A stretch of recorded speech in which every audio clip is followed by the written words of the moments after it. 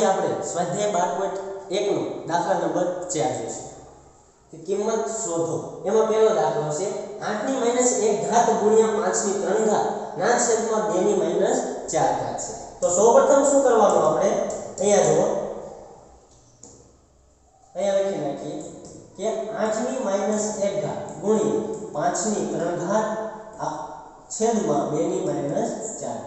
જો આપણે અત્યાર સુધી શું કરતા હતા કે માઈનસ ઘાત હોય એને છેદમાં લઈ લેતા, પણ અમુક જે ઘાત જ પહેલેથી છેદમાં છે કે 2 ની -4 ઘાત છે, તો એને શું કરવાનું હવે આપણે જેમ દાખલાની ગણતરી કરતા જઈશું એમ હવે ડાયરેક્ટ કરતા જઈશું। એટલે શું કરશું, આ 8 ની માઈનસ ઘાત છે એને ડાયરેક્ટ અહીંયા છેદમાં લખી નાખું છું, અને અહીંયા 2 ની -4 ઘાત છે એને ડાયરેક્ટ અંશમાં લખી નાખું છું। જો આ કેટલી 2 ની 4 ઘાત, હવે પ્લસ છે, હાલો એકવાર કરાવી નાખો અહીંયા કે 1 ના છેદમાં આ કેટલી માઈનસ ઘાત છે એટલે 1 ના છેદમાં 8 ગુણ્યા 5 ની 3 ઘાત એમ બને। એ જ રીતે અહીંયા 2 ની 4 ઘાત છે એટલે છેદમાં લખવું પડશે કે 1 ના છેદમાં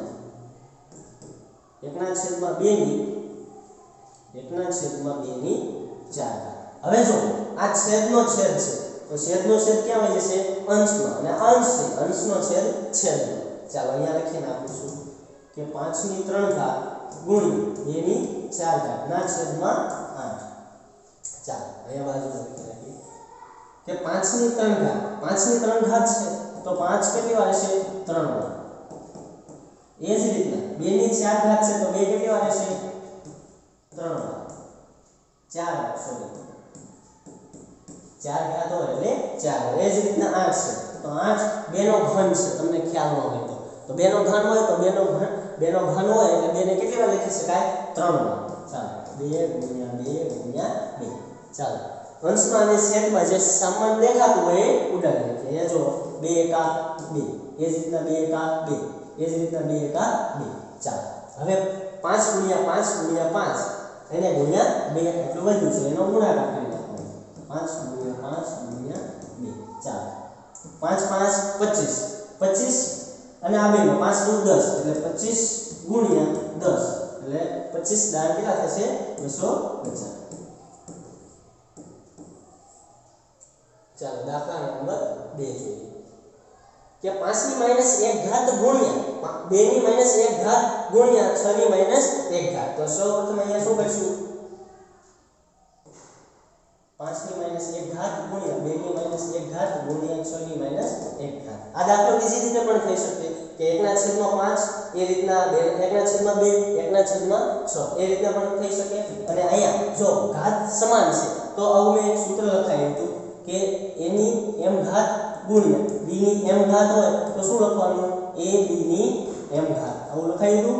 તો એ જ રીતના અહીંયા કરવાનું છે કે 5 ગુણ્યા 2 ગુણ્યા 6 આખાની -1 ઘાત। હવે બધા એનું સાદું રૂપ આપી દેવાનું, 5 દુ 10, 10 ગુણ્યા 6 એટલે કેટલા થઈ જશે, 60, એટલે 60 ની -1 ઘાત એટલે માઈનસ ઘાત છે એટલે કેટલી વાર ક્યાં લખી શકાય, નીચે છેદમાં, એટલે 1 ના છેદમાં 60। હવે આને આ દાખલો તમે બીજી રીતે પણ કરી શકો। ચાલો અહીંયા બીજી રીતે કરાવું છું। ચાલો પહેલા રકમ લખી નાખવાની કે 5 ની -1 ઘાત ગુણ્યા 2 ની -1 ઘાત ગુણ્યા 6 ની -1 ઘાત।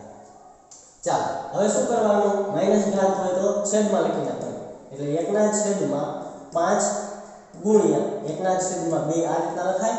એ જ રીતના ગુણ્યા અહીંયા 6 ની -1 ઘાત છે એટલે 1 ના છેદમાં 6 લખાય।